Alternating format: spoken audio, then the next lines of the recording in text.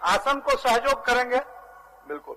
अध्यक्ष महोदय, पहले तो मैं आपको और सरकार को हृदय से बधाई और धन्यवाद देता हूं कि इस महत्वपूर्ण विषय को अपने चर्चा का विषय बनाया है, क्योंकि बिना आपकी सहमति और सदन के नेता की सहमति कि किसी विषय पर चर्चा नहीं हो सकता, यह सरकार की संवेदनशीलता को दर्शाता है।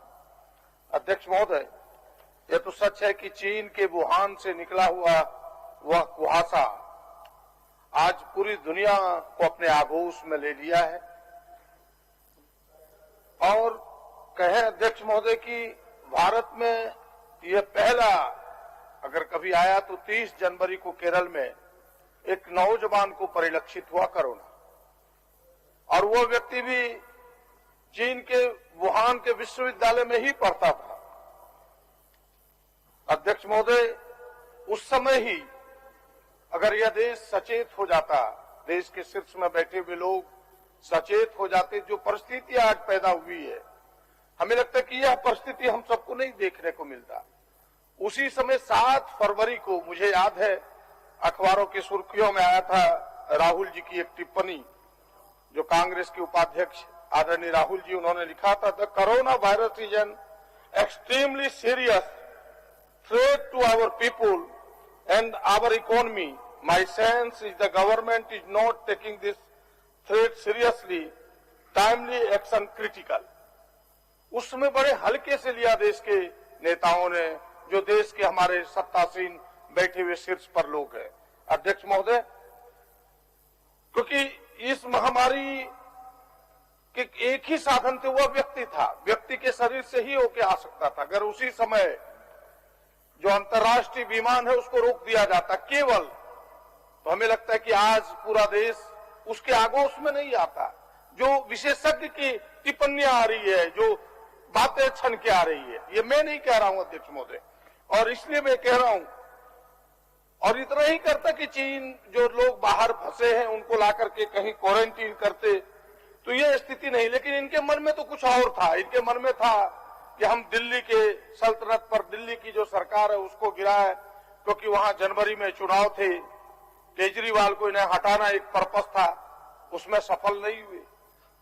तो उस समय तक भी सचेत नहीं हुआ अध्यक्ष महोदय। फिर लग गए नमस्ते ट्रंप, पूरी गुजरात में नमस्ते ट्रंप चलता रहा, ट्रंप पर चलता रहा ये कहानी, और इससे भी पेट नहीं भरा अध्यक्ष महोदय इनका। फिर मध्य प्रदेश की सरकार गिराने में पूरे समय लग गए, और आपको सुन के आश्चर्य होगा कि 19 तारीख को जब तय हो गया कि मध्य प्रदेश की कांग्रेस की सरकार गिर जाएगी, तब आदरणीय प्रधानमंत्री का देश को संबोधन हुआ 19 मार्च को। और यह सुन के आपको आश्चर्य होगा कि तब उन्होंने घोषणा किया कि 19 अगस्त को माननीय प्रधानमंत्री ने देश को संबोधित करते हुए कि 22 मार्च को जनता कर्फ्यू लगेगा। अगर ये देश के नेता, देश के शीर्ष पर बैठे हुए लोग पहले सचेत हो जाते, ये दिन देखने को न मिलता। फिर इस बीच में उन्होंने राजनीति की, कहीं थाली बजाया, कहीं शंख बजवाए, कहीं बत्ती बुझवाए, कई तरह की नौटंकियां चली, और ये सारे इन चीजों से ध्यान केवल हटाने के लिए था। ये क्योंकि हम उसके अंदर के पर्दे के पीछे कुछ और कर रहे थे, और पर्दे के बाहर मेरा नौटंकी कुछ और चल रहा था अध्यक्ष महोदय। ये कहानी है। सियासत यही नहीं रुकी अध्यक्ष महोदय। जब यहां भी लोग फेल हो गए तो अपनी फेलियरिटी छिपाने के लिए इस कोरोना को सांप्रदायिक रंग देने का प्रयास हुआ। आपको सुन के आश्चर्य होगा कि गांव गांव में ये बातें फैल गई। हम लोग क्षेत्र में डरते थे कि कोई मुस्लिम भाई गांव में जाता था तो लोग सब कहता था कोरोना लेके आया है। मैंने इस प्रकार के विचार पैदा हो गए, लोग डरने लगा था, बड़ी मुश्किल से संभला।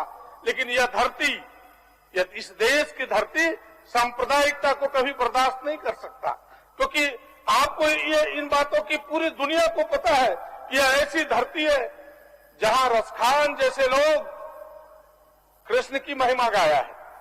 रसखान ने पूरी वर्णन कृष्ण का ही किया है।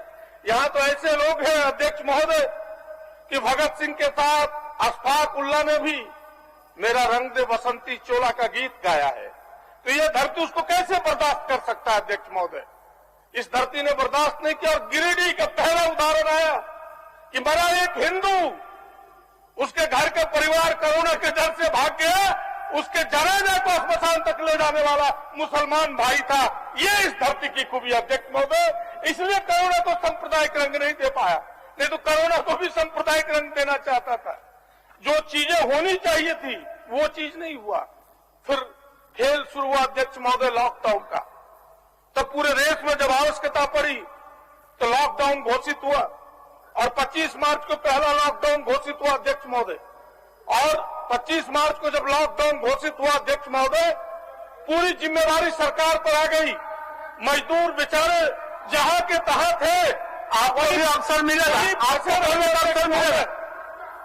अगर उस समय भी लॉकडाउन के पहले भी अध्यक्ष महोदय, यदि राज्य सरकारों से लोग राय विचार करते, राज्य सरकारों से कुछ कहते, आदरणीय तमाम मुख्यमंत्रियों से राय विचार करते, तो यह लॉकडाउन भी सफल होता अध्यक्ष महोदय। राय विचार तक नहीं हुआ, राज्यों के मुख्यमंत्री से नहीं पूछा गया। जो संघीय ढांचा है देश